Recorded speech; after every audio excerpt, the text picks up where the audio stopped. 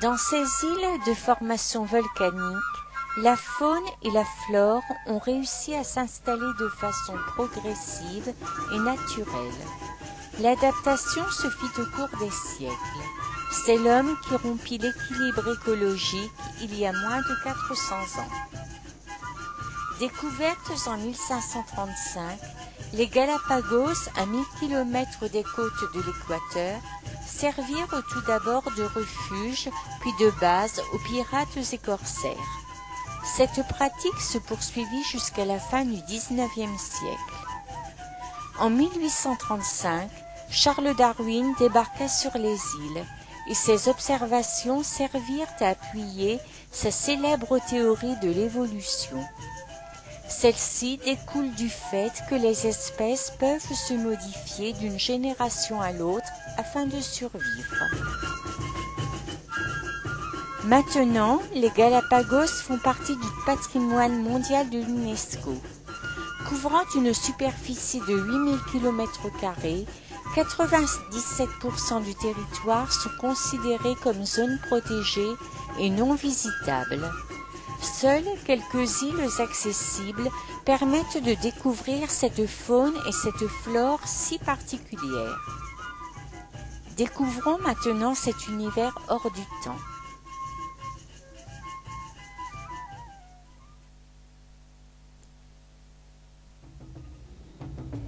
C'est sur l'île de Santa Cruz que nous rencontrons les tortues géantes pouvant atteindre près de 2 mètres et peser plus de 230 kilos.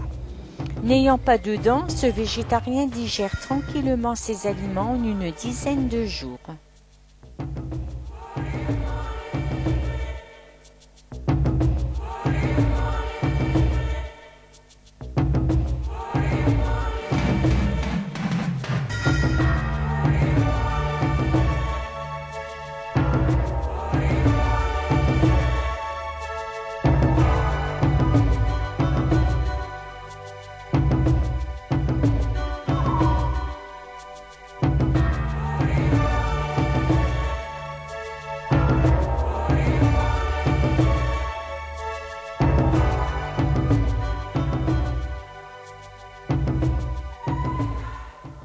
Sur l'île d'Espagnola, on rencontre le fou à pattes bleues. Son rituel amoureux, Patereddy qui piétine pour séduire son partenaire, constitue un spectacle tout à fait charmant.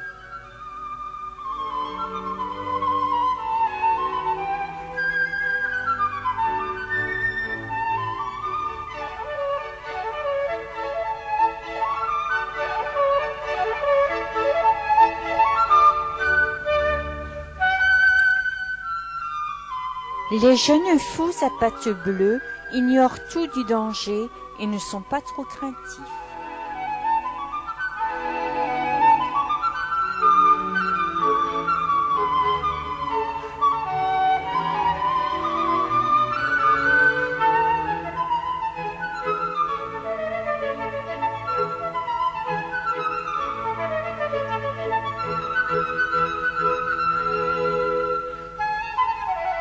Le fou masqué.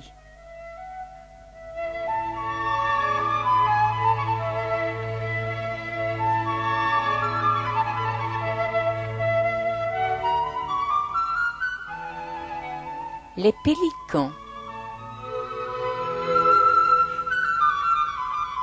Le pélican est l'iguane marin.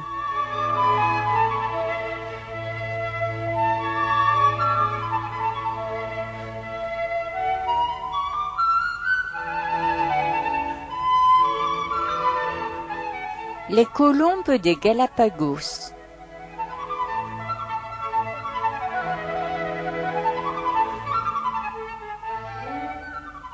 Le pinson de Hood.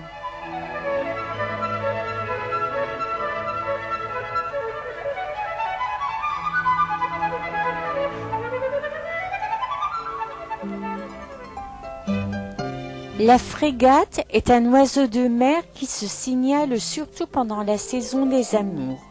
Au cours de cette courte période, le mâle se met en évidence en gonflant la gigantesque poche rouge qui se trouve sous sa gorge.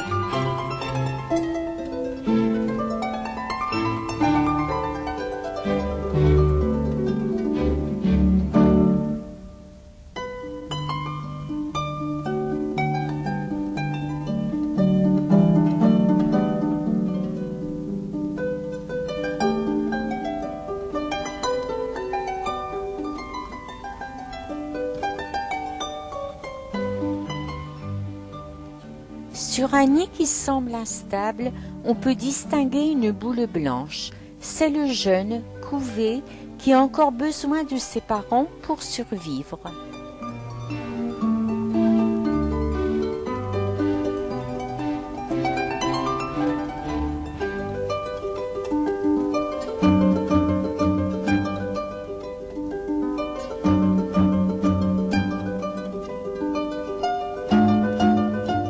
Un paille en queue qui se distingue par sa queue fourchue. Le fameux trou souffleur sur l'île d'Espagnola, c'est l'eau s'engouffrant dans un goulot et projetée qui produit ce phénomène. Les otaries. Le mâle protège les femelles et les petits contre les attaques des requins et des autres mâles. Les regarder est un spectacle attendrissant.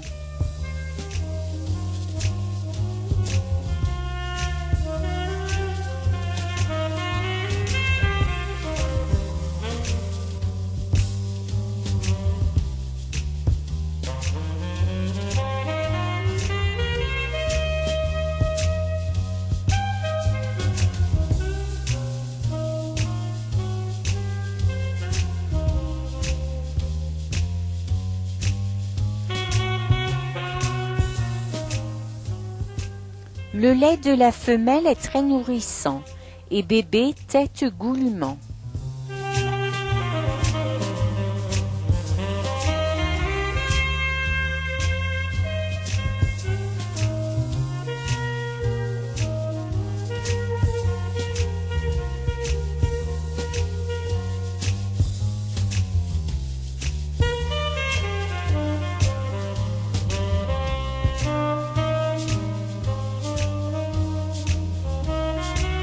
L'iguane marin est un exemple de la théorie de Darwin, car il est le seul reptile à se nourrir d'algues marines. Il peut plonger à plus de 10 mètres.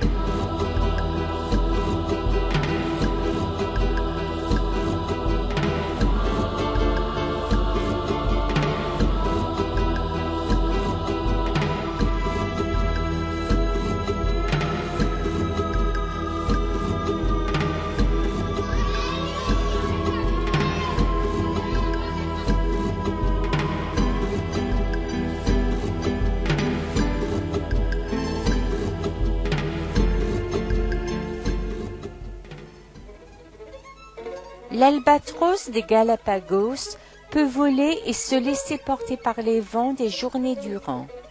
Le rituel nuptial offre un spectacle fascinant.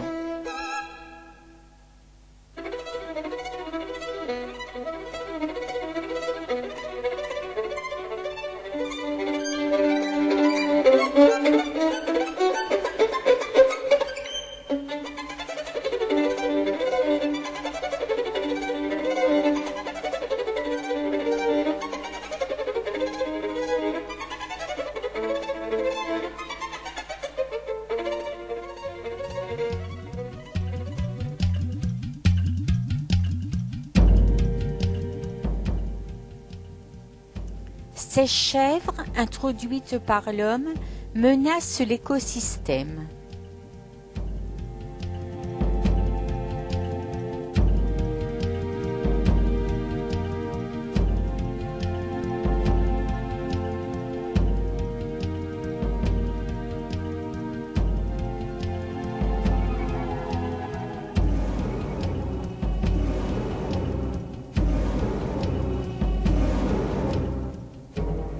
L'iguane terrestre est très difficile à voir car menacée de disparition à cause des chiens sauvages introduits par l'homme.